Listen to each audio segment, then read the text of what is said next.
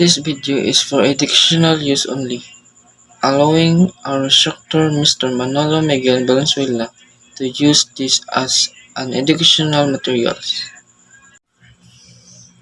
A post-emergency repairs evaluation is a structured approach to assess how effectively repairs were executed following an emergency event. The primary goals are to confirm that all necessary repairs have been completed to satisfaction and to pinpoint areas for improvement in future emergency responses. Learning outcome. Explain the post-emergency repair evaluation that should be conducted on the system. Post-emergency repair evaluation check of the system works properly, identifies remaining issues, ensures safety, and confirm repair meet standard to prevent future failures or emergencies. Introduction. A post-emergency repair evaluation systematically examines whether repairs meet safety standard and address the damage effectively.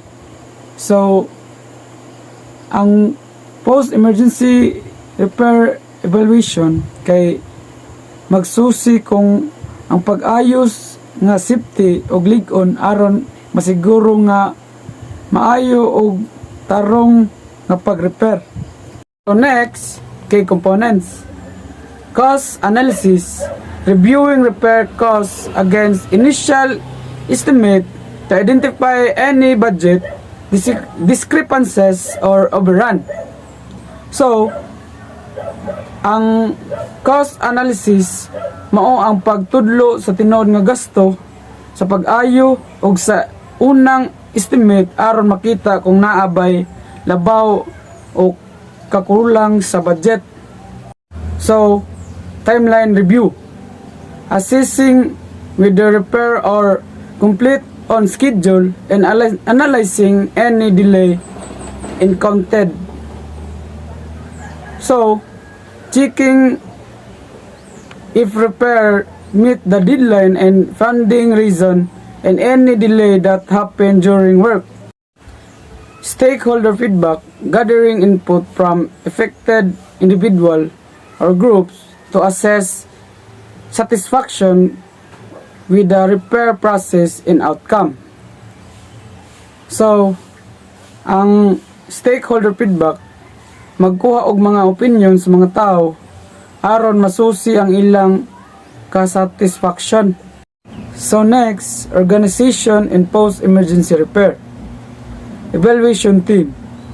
Form a multidisciplinary team that including engineer, safety officer, and relevant stakeholder to assess repair comprehensively. So, maghimo og team nga adunay engineer, safety officer, and stakeholder aron masiguro ang quality sa repair. Defining objective. Clearly outline the goals of the evaluation such as assessing safety compliance, repair effectiveness, and identify lesson learned. So, ang identifying objective kay maghimo og tumong aron masusi ang safety og malikay pod sa mahitabo nga bati og makat-on gikan sa nahitabo nga aksidente. Data collection. Gather necessary documentation including repair record, safety reports, and stakeholder feedback. So, ang data collection mag-collect sa repair record, safety reports, at feedback gikan sa stakeholder para naay sakto na info sa evaluation process. Working principles in post-emergency repairs evaluation. First is a comprehensive assessment. Conduct a thorough evaluation that includes technical inspections, stakeholder feedback, and documentation review to capture all aspects of the repair process. A comprehensive assessment involves detailed evaluations, including technical inspections, gathering stakeholder feedback, and reviewing documentation to fully understand every aspect of the repair process on board. Second, safety first.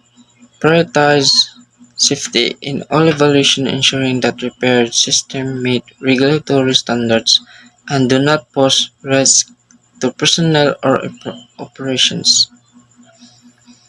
A safety should always come first, but it's crucial to ensure that all repairs meet regulations, protecting both personnel and operational integrity from the potential risk. Third, stakeholder involvement. Engage all relevant stakeholders, including crew members, engineers, and management, to gather diverse perspectives and insights. Stakeholder involvement is involving all relevant stakeholders like crew members, engineers, and management is essential to gather diverse perspectives and insights, enriching the decision-making process. Data-driven analysis utilize qualitative and quantitative data to inform the evaluation, ensuring that decisions are based on evidence rather than assumptions. Data-driven analysis relies on both quantitative and qualitative data to guide evaluations, ensuring decisions are based on solid evidence rather than assumptions. Common faults in post-emergency repairs evaluation. First is inadequate assessment, failing to fully assess the extent of the damage before initiating repairs.